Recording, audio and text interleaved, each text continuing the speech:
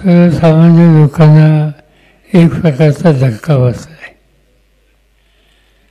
20 जिल्हा याचा एक महाराष्ट्रात लौकिक आहे. हा जिल्हा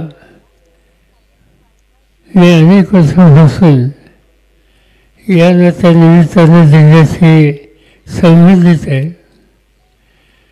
वारकरी संप्रदाय हे या जिल्ह्याचं वैशिष्ट्य आणि वारकरी संप्रदायाचा विचार घेऊन आपलं आयुष्य जगणार आहे. दुष्काळ पडल्यास ते त्याला तोंड देणार आहे. महाराष्ट्राच्या साखर उद्योगाला हातभार देणारे त्यासाठी कष्ट करणारे कुणी आहेत हा प्रश्न विचारला तर वीरचा हा उल्लेख त्या ठिकाणी केला जातो. आणि अशा जिल्ह्यामध्ये जे काही घडलं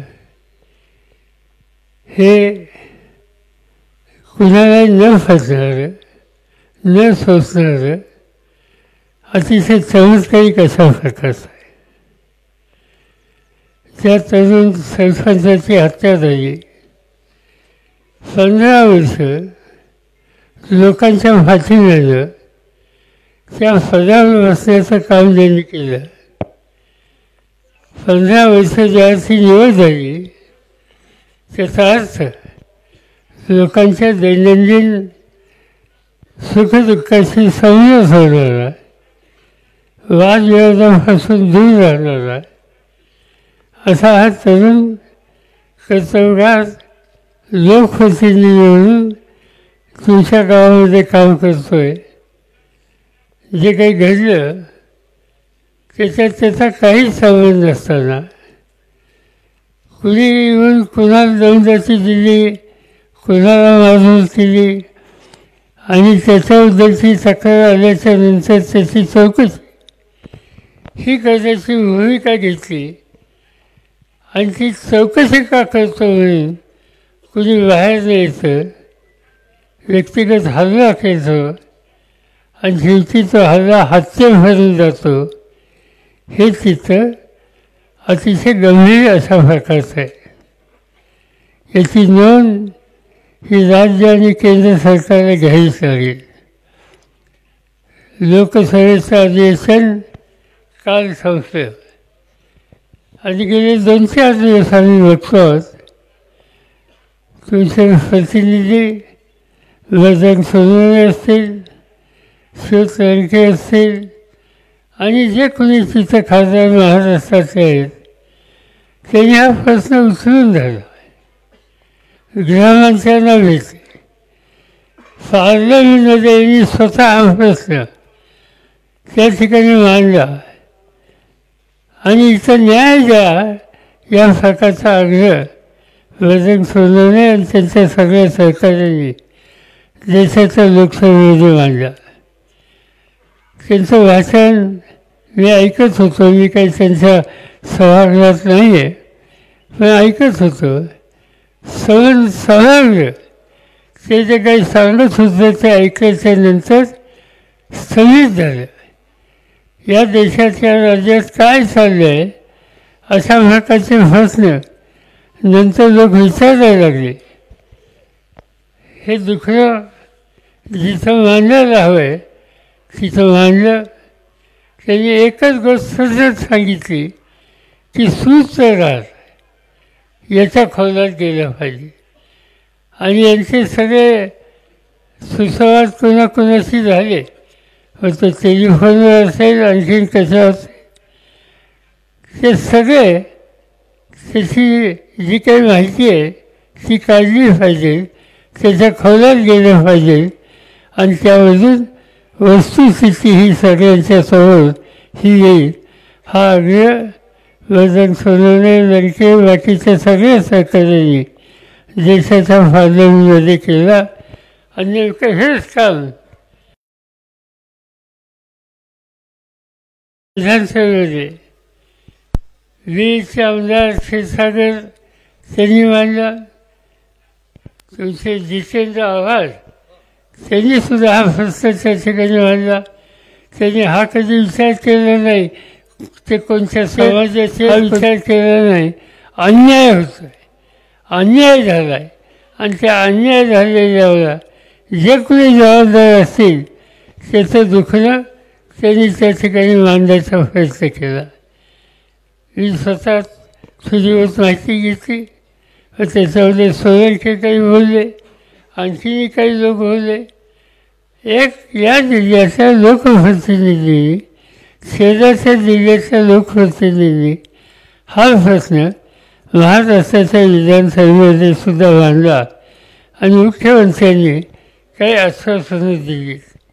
त्यांनी काही रक्कम दिली, ठीक आहे, कुटुंबाला मदत त्याची होईल, पण तुम्ही किती रक्कम दिली तर गेलेला माणूस येत नाही. त्या कुटुंबाचं हे दुःख आहे ते काही जाऊ शकत नाही. पण ठीक आहे, आम्ही काही त्याच्या खोलात जाऊ इच्छित नाही, त्याचं टिफणी करू इच्छित नाही. पण एक गोष्ट करावी लागेल की जोपर्यंत याच्या खोलात जाऊन जे कुणी जबाबदार आहेत आणि जे कुणी सूत्रधार म्हणून याच्या मागे आहेत त्यांना योग्य प्रकारचा धडा शिकवल्याशिवाय, आणि तेही तातडीने. मला आनंद आहे की एका गोष्टीचं समाधान आहे की त्या वकील मंडळीने लेखी निवेदन दिलं. वकील वगैरे जे काही करायचं असेल तर ती जबाबदारी ते स्वतःही घ्यायला तयार आहेत. तुम्हाला त्यांची साथ या ठिकाणी होती.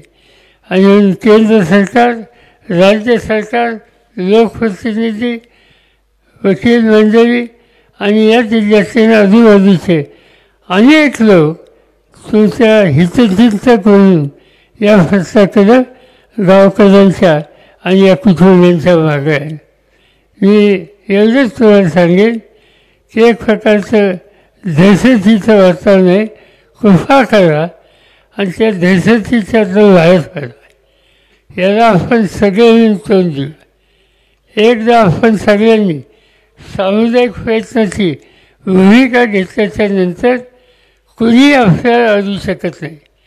आणि मी तुम्हाला खात्री देऊ इच्छितो की आज म्हणजे कालच आम्ही पार्लमेंट संपवून पोहोचलो आणि आज इथं आलो. त्याचं कारण हे आहे की महाराष्ट्रामध्ये, मराठवाड्यामध्ये आणि 20 जिल्ह्यामध्ये असं घडतं आहे.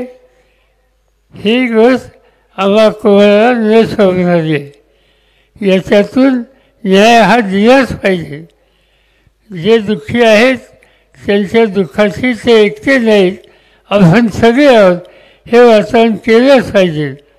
आणि इथली स्थिती ही दुरुस्त कशी होईल याची काळजी आपण सगळ्यांनी घेतलीच पाहिजे. कुटुंबात लहान मुलं आहेत, त्यांच्या मुलीला मी आत्ताच सांगितलं की तुझ्या शिक्षणाची जबाबदारी आम्ही घ्यायला तयार आहोत. माझ्याकडे बारामतीला फार मोठी मुलींच्यासाठी शैक्षणिक सुविधा आहे. जवळपास 9 ते 10,000 मुली शिकतात. त्याच्यामध्ये आणखी एक मुलगी असेल, उद्या मुलगा येत असेल, त्यांचं पूर्ण शिक्षण आपण करू, त्यांना धीर देऊ, कुटुंबाला धीर देऊ. त्यांच्या मातोश्री आणि कुटुंबातले इतर घटक आहेत त्यांना आपण सगळे मिळून एक प्रकारचा आधार देऊ आणि हे सांगू की तुम्ही एकटे नाहीत, तुमच्या मागं हा सगळा आम्हा लोकांचा एक प्रचंड संख्येनं वर्ग आहे. आणि त्यामुळे न भिता या सगळ्या जे गेलं, जे झालं ते तर आपण परत आणू शकत नाही, पण निदान धीर देऊ शकतो, आत्मविश्वास वाढवू शकतो. ते एकटे नाहीत ही भावना निर्माण करू शकतो आणि ते काम आपण सगळे मिळून करू एवढंच या ठिकाणी सांगतो. राज्य सरकार, केंद्र सरकार याच्या खोलात जाईपर्यंत आम्ही स्वस्त बसणार नाही हा विश्वास देतो आणि 2 शब्द संपवतो.